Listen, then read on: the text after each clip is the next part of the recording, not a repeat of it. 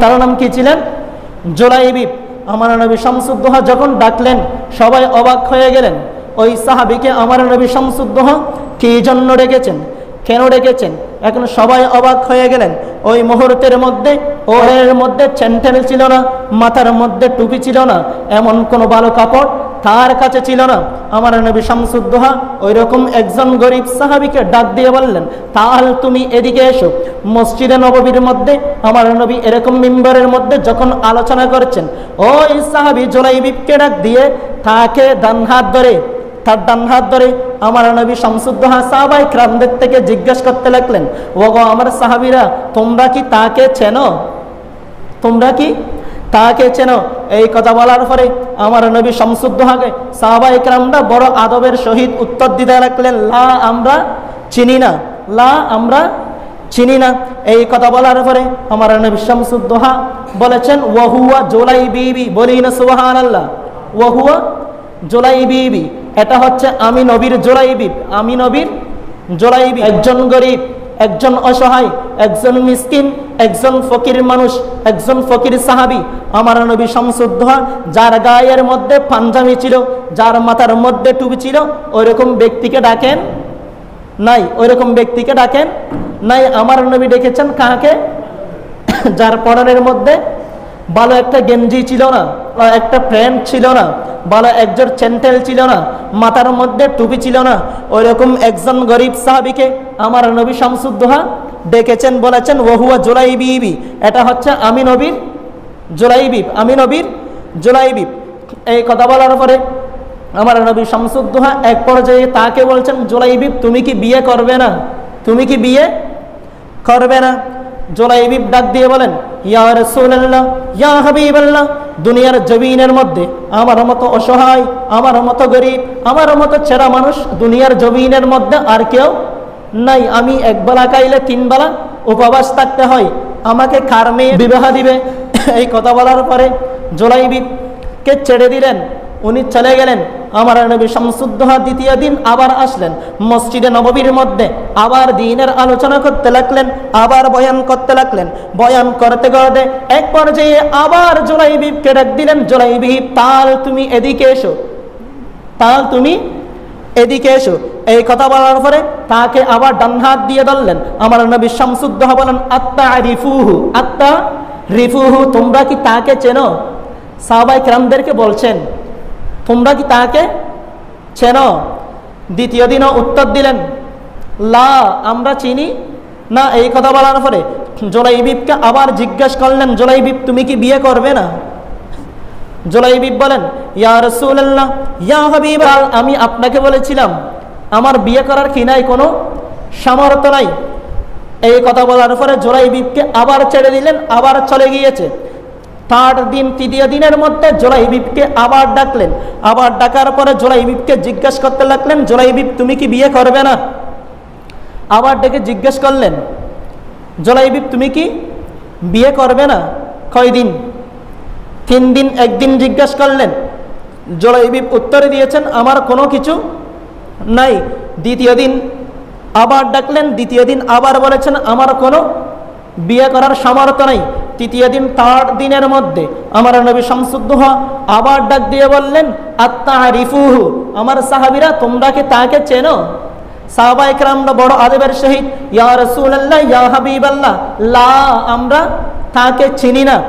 এই কথা বলার পরে আমার নবী শামসুদ্দোহা বলেছেন, ওয়াহুয়া জুলাইবিবি, ওয়াহুয়া জুলাইবিবি, এটা হচ্ছে আমি নবী রাহমাতুল আলামিনের জুলাইবিব, আমি নবী রাহমাতুল আলামিনের জুলাইবিব। আবার জিজ্ঞাসা করতে লাগলেন তুমি কি বিয়ে করবে না? আমার জুলাইবিব বলেছেন একবেলা খাইলে 3 বেলা খাইতে পারি না, ভালো একটা জামা নাই, কিভাবে বিয়ে করব? কার মেয়ে আমাকে বিয়ে দিবে? কার মেয়ে আমাকে বিয়েই দিবে? এই কথা বলার পরে জুলাইবিবকে বলতে লাগলেন, ওগো জুলাইবিব, তোমার বিয়ের ব্যবস্থা আমি নবী রাহমাতুল আলামিন করব, বলি না সুবহানাল্লাহ। জুলাইবিবের বিয়ের ব্যবস্থা কে করবেন? আমার আপনার নবী করবেন।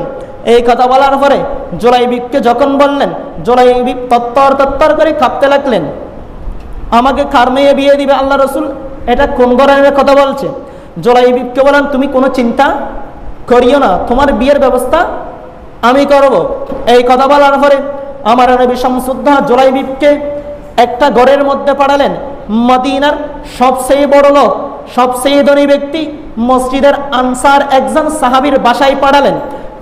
বলেছেন, তুমি ওই ঘরের মধ্যে গিয়ে বলবে আমি নবী রহমতুল্লিল আলামিন তার কাছে পাঠিয়েছি তার মেয়েকে আপনার সাথে বিবাহ দেওয়ার জন্য। সুবহানাল্লাহ। আমি পাঠিয়েছি বলিয়েন আপনার মেয়ের সাথে, অর্থাৎ মদিনার সবচেয়ে ধনী ব্যক্তি, সবচেয়ে ধনী ব্যক্তি ওনার কাছে পাঠালেন। জুলাইবিব তার ঘরের মধ্যে হেঁটে হেঁটে তার ঘরের মধ্যে চলে গেলেন। চলে যাওয়ার পরে দরজার মধ্যে গিয়ে টাক টাক টাক টাক করে আওয়াজ করলেন। আওয়াজ করার পরে ঘর থেকে মেয়ের বাবা বাহির হলেন। বাহির হওয়ার পরে জুলাইবিবকে জিজ্ঞাসা করতে লাগলেন, জুলাইবিব তোমার কি টাকা লাগবে? জুলাইবিব বলে না। তোমার কি খাবার লাগবে? জুলাইবিব বলে না। তোমার কি পোশাক লাগবে? জুলাইবিব বলে না। তাইলে তোমার কোনো কিছু লাগবে? জুলাইবিব বলে না। তাহলে তোমার কোনো কিছু না লাগলে আমার ঘরে কি জন্য এসেছো? কথা বলুন ঠিক কিনা? আপনার পরনের পোশাক নাই, তো আপনি আমার বাসায় কি জন্য এসেছেন? আপনি আমার বাসায় কি জন্য এসেছেন? এই কথা বলার পরে জুলাইবিব ডাক দিয়ে বলেন, আমাকে মদিনার নবী রহমতুল্লিল আলামিন পাঠিয়েছেন। কি জন্য পাঠিয়েছেন? আপনার ঘরের মধ্যে একজন উপযুক্ত মেয়ে আছে বিবাহ দেওয়ার জন্য। ওই মেয়ের বাবা বলে, হ্যাঁ উপযুক্ত মেয়ে আছে বিবাহ দেওয়ার জন্য। তো কি হয়েছে? জুলাইবিব ডাক দিয়ে বলেন, ওই মেয়ের সাথে আমার বিবাহ দেওয়ার জন্য আল্লাহ রসুলে বলেছেন, বলি না সুবহানাল্লাহ। মেয়ের বাপ হঠাৎ রাগান্বিত হয়ে গেলেন। রাগান্বিত হয়ে বলতে লাগলেন, এটা কোনো কথা? এরকম হতে পারে? এখন আমাদের সমাজেও যদি কোনো একজন ধনী ব্যক্তির মেয়ে যদি বিবাহ দেয়, আমরা আগে বংশ মিলেই দেখি ওনার সাথে ওই ব্যক্তির সাথে যাই কিনা, আমরা দেখি কিনা। একজন মেয়ের বাবা কি চাইবে হাতে ধরে তার মেয়েকে বিপদে ফেলা? কোন একজন ফকিরকে, রাস্তার ফকিরকে, যার খাওয়ার সামর্থ্য নাই, থাকার বাসস্থান নাই, তাকে কেউ কি মেয়ে বিয়ে দিতে চাইবে? চাইবে না। মেয়ের বাবা রাগান্বিত হয়ে গেলেন। রাগান্বিত হওয়ার পরে বলেছেন, কে পাঠিয়েছে? জুলাইবিব বলেছেন, মদিনার নবী পাঠিয়েছেন। এই কথা বলার পরে জুলাইবিবকে ডাক দিয়ে বললেন, জুলাইবিব তুমি চলে যাও, আমি নবীর সাথে কথা বলবো, কথোপকথন করব। এই কথা বলার পরে ঘর থেকে মা বাহির হয়েছেন, মেয়ের মা বাহির হয়েছেন। মা জিজ্ঞাসা করতে লাগলেন, কি হয়েছে? বাবা বলেন, তো আর বলো না, আর বলো না, মদিনার নবী একটা ঘটনা ঘটাই ফেলেছে। কি ঘটনা ঘটিয়েছেন? আমাদের মেয়েকে নাকি জুলাইবিবের সাথে বিবাহ দেওয়ার জন্য, আমাদের মেয়েকে জুলাইবিবের সাথে বিবাহ দেওয়ার জন্য। মা বলে, এরকম হতে পারে না, ওইরকম গরিব সাহাবীর সাথে আমার মেয়ের বিবাহ দিব না। মেয়ে অনেক চালাক ছিল, অনেক ইসলামিক ছিল, অনেক পর্দাশীল ছিল। মেয়ে সব কিছু পর্দার ভিতর থেকে শুনে ফেলেছেন। শুনে ফেলার পরে কিছুক্ষণ পরে মেয়ে ঘর থেকে বাহির হলেন। বাহির হওয়ার পরেও আমার বিবাহ ঠিক করে নাই, দুনিয়ার কেহ আমার বিবাহ ঠিক করে নাই। এমন একজন ব্যক্তি আমার বিবাহ ঠিক করেছেন, যে আল্লাহ যেই নবীকে না বানালে আসমান বানাতেন না, বাবাকে বাবা বলে স্বীকৃতি দিতে পেরেছি, ওই রকম একজন ব্যক্তি আমার বিবাহ ঠিক করেছেন। যেই জায়গার মধ্যে নবী রহমতুল্লিল আলামিন খুশি হবে, সেই জায়গার মধ্যে আল্লাহ খুশি হবে। সেই জায়গার মধ্যে কে খুশি হবে? আল্লাহ খুশি হবে। তাহলে আমার কোনো কি নাই, আপত্তি নাই, আমি ওই বিবাহের মধ্যে কি আছি? রাজি আছি। এই কথা বলার পরে জুলাইবিব নবীর দরবারে চলে গেলেন। চলে যাওয়ার পরে মেয়ের মা বলেছেন, মেয়ে যখন রাজি, আমাদেরও কোনো কিছু করার নাই। বাবা বলেছেন, মেয়ে যখন রাজি, আমাদের কোনো কিছু করার নাই। মেয়ের মা বাবা দুইজন রসুলের দরবারে গিয়েছেন। রসুলের দরবারে যাওয়ার পরে আমার নবী শামসুদ্দোহাকে বলতে লাগলেন, ইয়া রাসূলুল্লাহ, ইয়া হাবিবাল্লাহ, আমি প্রথমে মনে করেছিলাম গরিব সাহাবীর সাথে আমার মেয়ে বিবাহ দেওয়া যাবে না, গরিব সাহাবীর সাথে আমার ধনী মেয়ে বিয়ে দেওয়া যাবে না। আমার মেয়ে দেখতে সুন্দর, আমাদের ধন সম্পত্তির কোনো অভাব নাই, সেই কারণে বলেছিলাম জুলাইবিবের সাথে আমার মেয়ে যাই না। কিন্তু যখন দেখতেছি আমার মেয়ে এই বিবাহের মধ্যে রাজি, তাহলে আমাদেরও আর কোনো কি নাই, আপত্তি নাই। এই কথা বলার পরে আমার নবী শামসুদ্দোহা মুস্কে হেসে বলতে লাগলেন, তাইলে ওই বিয়েটা আমি পড়াবো, তার আকদ আমি পড়াবো। যার বিয়ের আকদ নবী রহমতুল্লিল আলামিন পড়াই, ওই ব্যক্তি দামি নাকি অদামি? দামি নাকি অদামি? হ্যাঁ, অবশ্যই দামি। আমি একটা এক্সাম্পল দিয়ে দিই। আমাদের সমাজের মধ্যে আমরা ফিরদরি কিনা? আমরা এক একজন এক এক দরবারের মুরিদ কিনা? আমাদের পীর সাহেব যদি বলে তোমার বিবাহের আগ্রহ আমি পড়াবো, তাহলে আমাদের আর কোনো কিছু করার আছে? আমরা খুশি হব নাকি নারাজ হব? হ্যাঁ, অবশ্যই খুশি হব। কারণ আমার পীর আমার কি পড়াবে? আগ্রহ পড়াবে। আমার পীর আমার বিবাহ পড়াবে। তাইলে এই কথা বলার পরে বিবাহের আয়োজন করেছেন, বিবাহ হয়ে গিয়েছে। জুলাইবি থাকার জন্য তার নিজস্ব কোনো বাসস্থান নাই, তার কোনো ঘর নাই। এখন থাকতে হবে কোথায়? শ্বশুর বাড়িতে থাকতে হবে। বিবাহ হয়ে গিয়েছে, হওয়ার পরে জুলাইবি শ্বশুর বাড়ির মধ্যে চলে গেলেন। বেয়াদবি ক্ষমা করবেন, বাসর রাতের মধ্যে বাসর ঘরের মধ্যে জুলাইবি ঢুকে গেলেন। এখন বাসর রাতের মধ্যে আমাদের ঘরগুলো সাজাই কিনা? বেয়াদবি মাফ করবেন, বাসর ঘরের মধ্যে বাসর ঘরটা সাজাই কিনা? তদরূপ মেয়ের মা বাবা মিলে তাদের বাসর ঘরটা সাজিয়ে দিয়েছেন। বাসর ঘরের মধ্যে জুলাইবি প্রবেশ করলেন।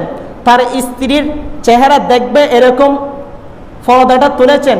হঠাৎ করে মসজিদে নববী থেকে আওয়াজ আসতে লাগলেন, যুদ্ধের ময়দানে যেতে হবে, জান মাল কোরবান করতে হবে। কে কোথায় আছো? মসজিদে নববীর মধ্যে চলে আসো, বলি না সুবহানাল্লাহ। জুলাইবি কোথায়? বাসের ঘরের মধ্যে প্রবেশ করেছেন। ওই মুহূর্তের মধ্যে মসজিদে নববী থেকে আওয়াজ আসতে লাগলেন, যুদ্ধের ময়দানে যেতে হবে, জান মাল কোরবান করতে হবে। কে কোথায় আছো? মসজিদে নববীর মধ্যে চলে আসো। এই কথা বলার পরে জুলাইবি তার বিছান থেকে নেমে গেলেন।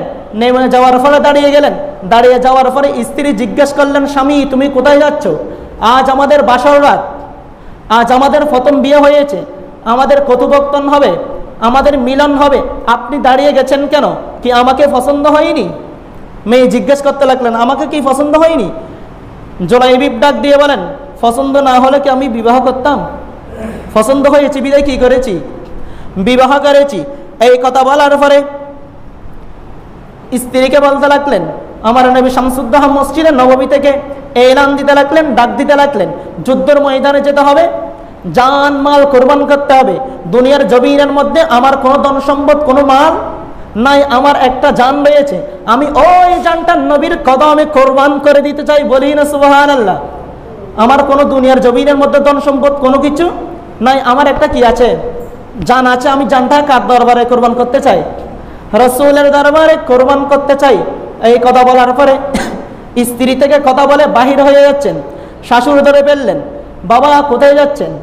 আজ আপনাদের বাসর রাত, আপনি কোথায় যাচ্ছেন? জুলাইবি বলতে লাগলেন, আমার নবী শামসুদ্দোহা মসজিদে নববী থেকে ডাক দিয়েছেন, সেই জন্য আমি মসজিদে নববীর মধ্যে যাচ্ছি। তখন বলেছেন, আইনা তাজাহাবু, জুলাইবি তুমি যাচ্ছ কোথায়? আইনা তাজাহাবু, জুলাইবি তুমি যাচ্ছ কোথায়? ওই শাশুড়কে সেম বলেছেন। শাশুড়ি ধরে ফেলেছেন।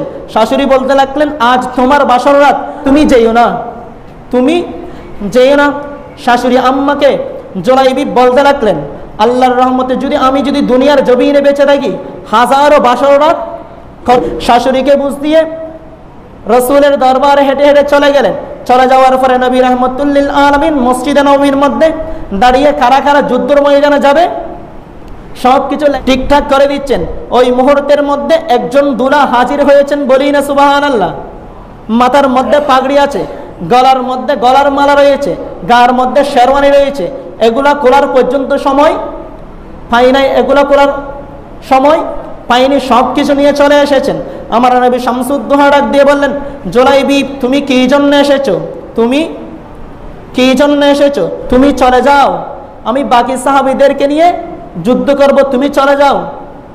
জুলাইবি যাই না, ইয়া রাসূলুল্লাহ, ইয়া হাবিবাল্লাহ, আজ যদি আমি যুদ্ধের ময়দানে অংশগ্রহণ করতে না পারি, আমি মনে করব আল্লাহ এবং রসুল আমাকে এখনো কবুল করেন নাই, আমাকে এখনো কবুল করেন নাই। অনেক আকুতি মিনতি করেছেন। জুলাইবি এরকম যদি আমাদের যদি বাসর রাত হয়, আমাদের যদি বিয়ে হয়, আজকে যদি আমার বিয়ে হতো, আমি কি আপনাদের কাছে জুমা পড়াতে আসতাম? এরকম কি সম্ভব? এটা আমাদের কথা বলতে। রসুলের প্রেমটা কিরকম দেখেন। জুলাইবি দুনিয়ার কোনো কিছু চাই নাই, রসুলের দরবারে চলে এসেছেন। চলে আসার পরে আমার নবী শামসুদ্দোহা অনেক বলেছেন, তুমি চলে যাও, তোমার থেকে যুদ্ধের ময়দানে যেতে হবে না। এই কথা বলার পরে অনেক আকুতি মিনতি করার পরে জুলাইবি যুদ্ধের ময়দানে চলে গিয়েছেন। যুদ্ধ করতে করতে এমন এক পর্যায়ে গিয়ে 4-5 ঘন্টা যুদ্ধ হওয়ার পরে ঘোষণা আসতে লাগলেন, মুসলমানরা বিজয় হয়ে গিয়েছে। বলি না সুবহানাল্লাহ। মুসলমানরা কি হয়ে গিয়েছে? জয়লাভ করেছেন। ওই কথা শোনার পরে আমার নবী শামসুদ্দোহা সাহাবায়ে কেরামদেরকে ডাক দিয়ে বললেন, তোমাদের পরিচিত যারা শাহাদাতের মর্যাদা লাভ করেছেন, তোমরা তাদের লাশগুলো খুঁজে খুঁজে নিয়ে আসো। এই কথা বলার পরে যেই যাকে সিনে সবগুলো লাশ রাসূলের কদমে নিয়ে আসছেন। এখন আমার নবী শামসুদ্দোহা একবার ডানে তাকায়, একবার বামে তাকায়, একবার সামনে তাকায়, একবার পিছনে তাকায়। আমার নবী শামসুদ্দোহা কাকে জানি খুঁজতেছে। সাহাবায়ে কেরামরা বললেন, ইয়া রাসূলুল্লাহ, ইয়া হাবিবাল্লাহ, সব লাশ তো নিয়ে এসেছি, আপনি আবার কাকে খুঁজতেছেন? এই কথা বলার পরে সব লাশ দেখতেছি, কিন্তু আমার একজন প্রিয় সাহাবীর লাশ আমি দেখছি না। সবাই অবাক হয়ে গেলেন, আমার রাসূলের চেহারা মলিন হয়ে গিয়েছে, কার লাশ পাচ্ছেন না। রাসূল কার জন্য মুখটা মলিন করেছেন? সাহাবায়ে কেরামদেরকে বলতে লাগলেন, আমার একজন সাহাবী যার নাম ছিলেন জুলাইবি, আজকে তার বিবাহ হয়েছে, তার বাসর ঘর থেকে বাসর কন্যা করে আমার সাথে যুদ্ধতে যাওয়ার জন্য চলে এসেছে। ওই রকম একজন ব্যক্তিকে আমি এখনো খুঁজে পাচ্ছি না, তোমরা তাকে খোঁজ করো।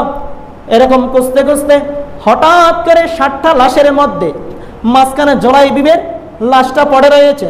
আমার নবী শামসুদ্দোহা মুখ মলিন করে চোখের পানি ছেড়ে দিলেন। কয়টা লাশ? 60টা লাশের মাঝখানে জুলাইবিবের লাশ। আমার নবী শামসুদ্দোহা বলতে লাগলেন, আমার জুলাইবিব একে একে 6টা কতল করে নিজে শহীদ হয়ে গিয়েছে। আমার নবী জুলাইবিবের লাশটা বুকের মধ্যে জড়িয়ে ধরেছেন। জড়িয়ে দেওয়ার পরে কিছুক্ষণ পরে আমার নবী মুস্কি মুস্কি হাসতে লাগলেন। এতক্ষণ মুখ কি ছিল? মলিন ছিল, চোখের মধ্যে পানি ছিল। হঠাৎ করে আমার নবী আবার মুস্কি মুস্কি হাসতে লাগলেন।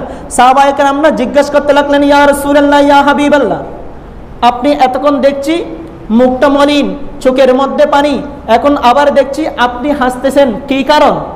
আমার নবী শামসুদ্দোহা ডাক দিয়ে বলেন, ওগো আমার সাহাবীরা, শুনে রেখো, আমি এই মুহূর্তের মধ্যে দেখতে পাচ্ছি জুলাইবিবের লাশকে আসমানের ফেরেশতারা নিয়ে নূরের গোসল দিয়েছেন। বলি না সুবহানাল্লাহ। হাউজা কাউসার থেকে পানি নিয়ে কি দিচ্ছেন? গোসল দিচ্ছেন।